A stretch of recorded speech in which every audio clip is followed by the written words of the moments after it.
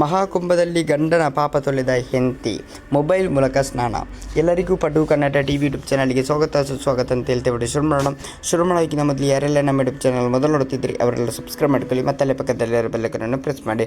ಉತ್ತರ ಪ್ರದೇಶ ಪ್ರಯಾಗ್ರಾಜ್ನಲ್ಲಿ ನಡೆಯುತ್ತಿರುವ ಮಹಾಕುಂಭ ಮೇಳ ಇನ್ನೇನು ಕಡೆಯ ಹಂತ ತಲುಪಿದ್ದು ಇವತ್ತಿನ ಶಿವರಾತ್ರಿಯೊಂದಿಗೆ ಅಂತ್ಯವಾಗಲಿದೆ. ಜನವರಿ 13ರಿಂದ ಆರಂಭವಾದ ಈ ಕುಂಭಮೇಳ ಶ್ರೀಮಂತರು ಬಡವರು ಎನ್ನದೆ ಕೋಟ್ಯಾಂತರ ಸಂಖ್ಯೆಯಲ್ಲಿ ಜನರು ಭಾಗವಹಿಸಿ ಪುಣ್ಯಸ್ನಾನ ಮಾಡಿದ್ದಾರೆ ಅಂತಲೇ ಹೇಳ್ಬೋದು. ಒಬ್ಬ ವ್ಯಕ್ತಿ ಜೀವನದಲ್ಲಿ ಒಮ್ಮೆ ಮಾತ್ರ ಇಂತಹ ಮಹಾಕುಂಭ ಮೇಳವನ್ನು ನೋಡಲು ಸಾಧ್ಯ ಅಂತಲೇ ಹೇಳ್ಬೋದು. ಇಂತಹ ಮಹಾಕುಂಭ ಮೇಳ ಮತ್ತೆ ನೋಡಬೇಕು ಎಂದರೆ ಸುಮಾರು 144 ವರ್ಷ ಕಾಯಬೇಕಾಗುತ್ತದೆ. ಹೀಗಿರುವಾಗ ಈ ಮಹಾಕುಂಭ ಮೇಳವನ್ನು ಹಲವು ವಿಶೇಷಗಳಿಗೆ ಸಾಕ್ಷಿಯಾಗಿದೆ. ಈ ಮಹಾಕುಂಭ ಮೇಳ ಹೆಸರಿನ ಅನೇಕರು ಲಕ್ಷ ಸಾವಿರ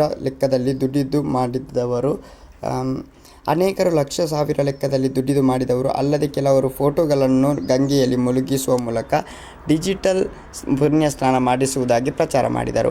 ಇದರ ವಿಡಿಯೋ ಹಾಗೂ ಜಾಹೀರಾತು ಕೂಡ ಇತ್ತೀಚೆಗೆ ವೈರಲ್ ಆಗಿತ್ತು.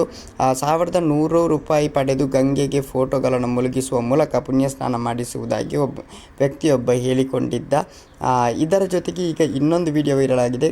ಕುಂಭಮೇಳ ಬಂದ ಮಹಿಳೆಯೊಬ್ಬಳು ಗಂಗೆಗೆ ಪುಣ್ಯಸ್ನಾನ ಮಾಡಿದ್ದಾಳೆ ಗಂಡನಿಗೆ, ಜೊತೆಗೆ ಪತ್ನಿಗೆ ವಿಡಿಯೋ ಕಾಲ್ ಮಾಡುತ್ತಲೇ ಮೊಬೈಲ್ ಫೋನನ್ನು 3 ಬಾರಿ ಮುಳುಗಿಸಿ ಸ್ನಾನವನ್ನು ಮಾಡಿಸಿದ್ದಾರೆ.